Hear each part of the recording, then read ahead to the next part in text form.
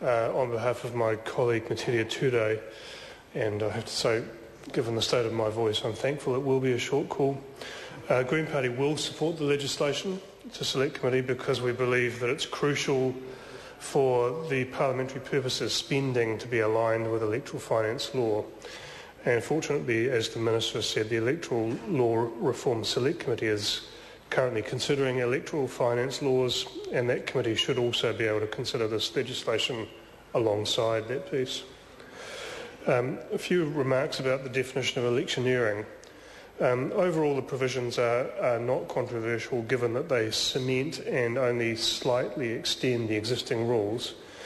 The extension primarily concerns the use of parliamentary spending in a referendum by adding to the definition of electioneering supporting voting for one of the answers to the precise question in an indicative referendum initiated under the Citizens Initiated Referendum Act, or supporting voting for one of the responses to be put to electors in a government-initiated referendum, and also advertising during the regulated period in relation to a government-initiated referendum. So those we think are sensible extensions that are consistent and rational. It does additionally, though, raise the issue of spending generally in referenda and election campaigns. And while it's quite right in the current context that parliamentary funds are not spent on this electioneering, what is also crucial if we are to have fair elections and fair referenda is that there should be caps on spending by both political parties and third parties who campaign.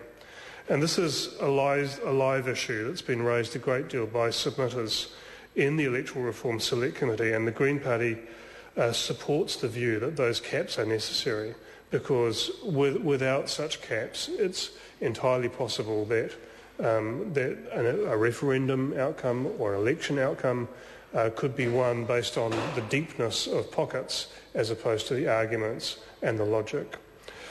Elections, and especially government referenda, must be contested in the fairest possible environment, and caps on spending are essential to achieve this. Just a few remarks here on MP expenses.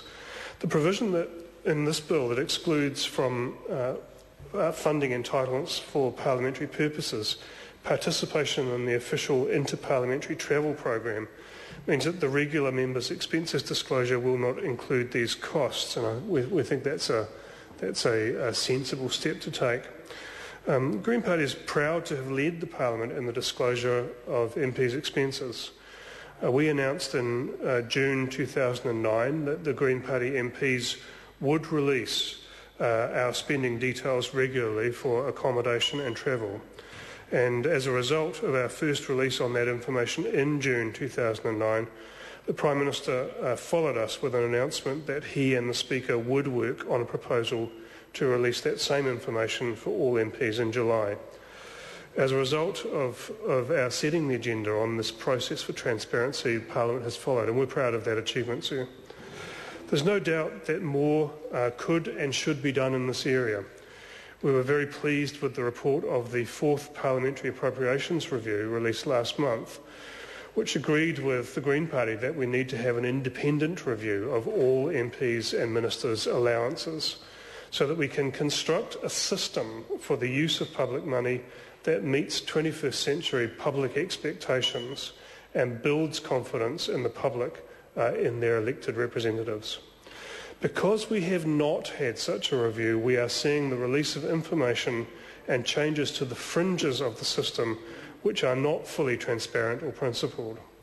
An independent review is an absolute necessity to prepare this Parliament for future demands of transparency and accountability. Good government and healthy politics must be at the core of the institution of Parliament, sir.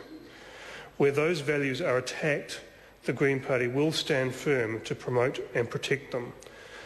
Some small steps have been taken, but more are necessary, and the Green Party will continue to play a part in leading that change. Thank you, sir. Chris Hipkins. Thank you very much, Mr Speaker. Mr Speaker, I'm happy to take a very brief call on this bill, outlining, of course, the Labour Party's support for this piece of legislation and the principles contained within it, our consistent support for this piece of legislation since 2000.